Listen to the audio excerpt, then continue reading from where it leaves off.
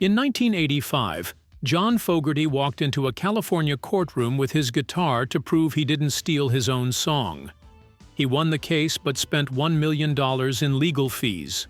Over his career, fighting for his voice cost him $40 million, while Fantasy Records made over $100 million from the songs he created. This is the story of rock's longest war and the $120 million gamble that finally ended it. While Creedence Clearwater Revival's music was topping charts, John Fogerty was about to learn a tough lesson about the music industry.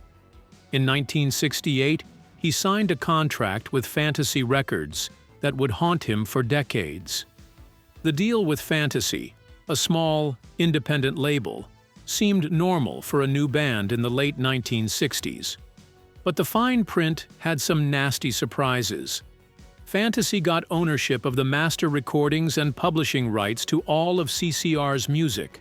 This meant the label, not the band, would control how their songs were used and make money from them. The bad blood began with Fantasy's owner, Saul Zaentz. A former jazz record salesman, Zaentz had bought Fantasy Records for $1 million in 1967.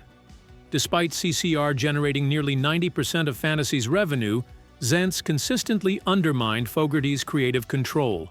Using just $1 million of borrowed money, Zaentz had gained control of a band that would soon generate over $100 million in revenue, one of the most lopsided deals in rock history.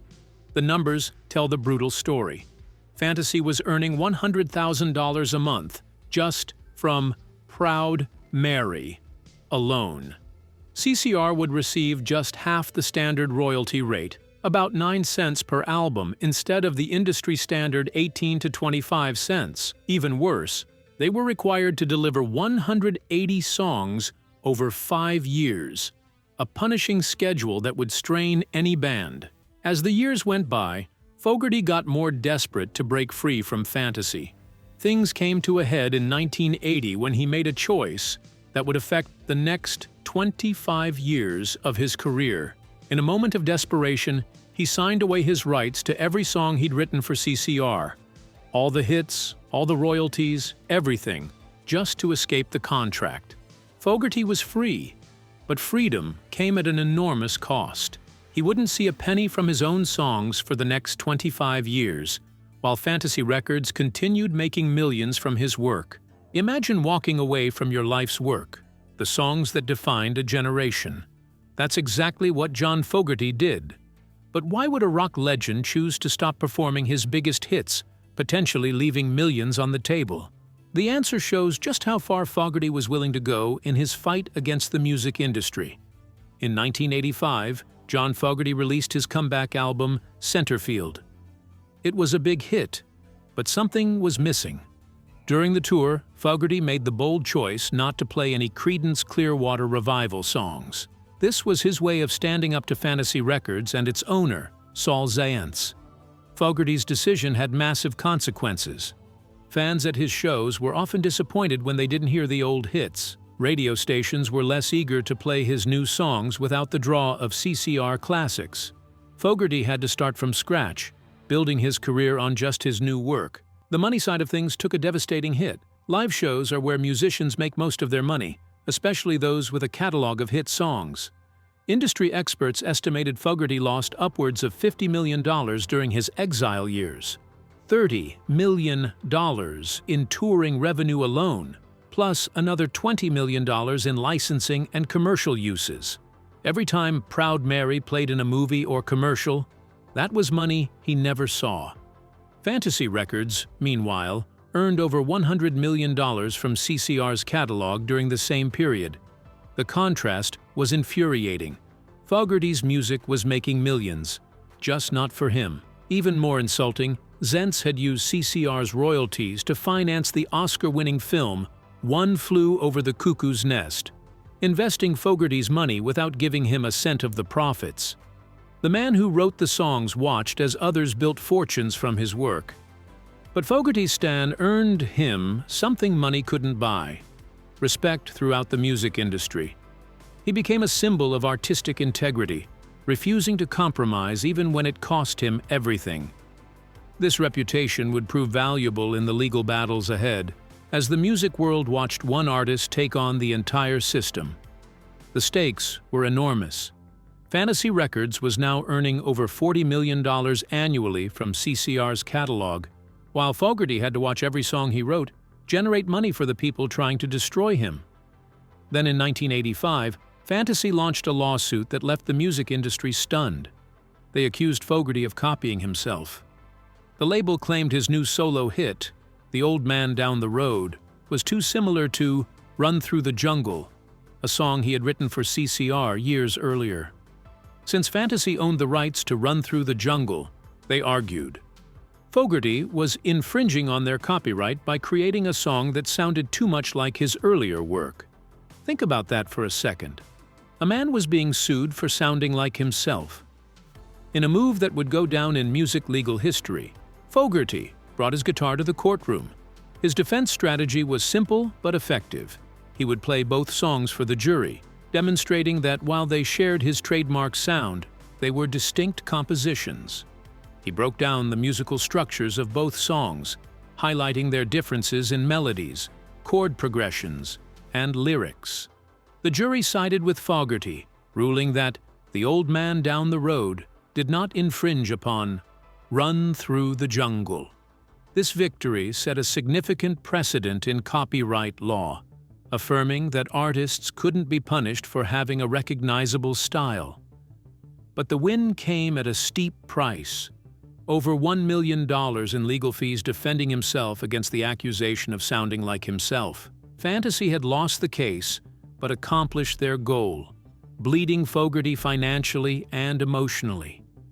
This injustice fueled the next phase of Fogerty's legal battle. He sued to recover his legal fees, arguing that Fantasy's lawsuit was frivolous. The case went all the way to the Supreme Court, where all 9 justices unanimously sided with Fogerty. The ruling meant that artists who successfully defended themselves against false copyright claims could recover their legal fees, leveling the playing field between musicians and record companies. By 2004, things looked bleak for John Fogerty. He'd won in court but lost 25 years of royalties, giving up an estimated $40 million in earnings to escape Fantasy Records. Then came a phone call that would change everything. Norman Lear, the legendary TV producer, had just led Concord Music Group's purchase of Fantasy Records. He made Fogerty an unprecedented offer: full artist royalties restored, creative control over his music's use, and a say in how CCR's legacy would be preserved. Zaentz's relationship with Fogerty had become legendarily toxic. He had personally sued Fogerty for $142 million over various disputes, and Fogerty had retaliated by writing Zons Kant Dans, a thinly veiled attack song he was later forced to rename. Now, with Zaentz out of the picture, healing could begin. For the first time in my adult life, Fogerty said, I can play my own songs without feeling sick to my stomach. He celebrated by releasing The Long Road Home in 2005, mixing CCR classics with his solo work. The album went gold, proving his audience had never forgotten him. Yet despite this victory, Fogerty wasn't done. He had one final move to make, one that would complete his decades-long quest for independence. In January 2023, John Fogerty made a move that surprised the music industry. He bought most of Creedence Clearwater Revival's publishing rights from Concord Music Group. This was a huge step in Fogerty's long fight to get back control of his music. Fogerty and his team were smart about timing. They used the upcoming U.S. copyright reversion law as leverage. This law would have given Fogerty some rights back when his songs turned 56 years old. This clever approach helped them get a better deal. The gamble was enormous. Fogerty paid an estimated $120 million for the publishing rights, a figure that shocked the industry but made sense given CCR's catalog generates about $25 million annually in publishing revenue. Even approaching age 80, Fogerty was willing to bet big on his song's future value. In 2023, a 77-year-old John Fogerty did what seemed impossible in 1980. He beat the music industry at its own game. His $120 million gamble to buy back his publishing rights wasn't just about money. It was about proving that even the biggest corporations couldn't own an artist's soul forever. The numbers tell the true story of his victory. From Fantasy Records making $100,000 a month off Proud Mary while paying the band pennies, to CCR's catalog now generating $25 million annually, money that finally goes to its creator. After losing $50 million during his exile years and surviving a $142 million lawsuit from Zaentz, Fogerty emerged not just with his music, but with his integrity intact. Now, Fogerty controls much of his catalog.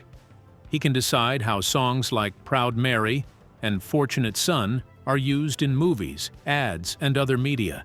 He'll also get more money from royalties. But it's not a total win. Concord still owns the original recordings. For Fogerty, this wasn't just a business deal. It was personal vindication. After 43 years of fighting, the man who wrote Proud Mary finally owned his musical legacy. The boy who once dreamed up tales of riverboats and bayous had finally outmaneuvered the industry that tried to own his voice. "I've always felt that the songs belonged to me," Fogerty said after regaining his rights. But he had done more than just reclaim his music. He had written a new chapter in music history, showing artists everywhere that it's never too late to fight back.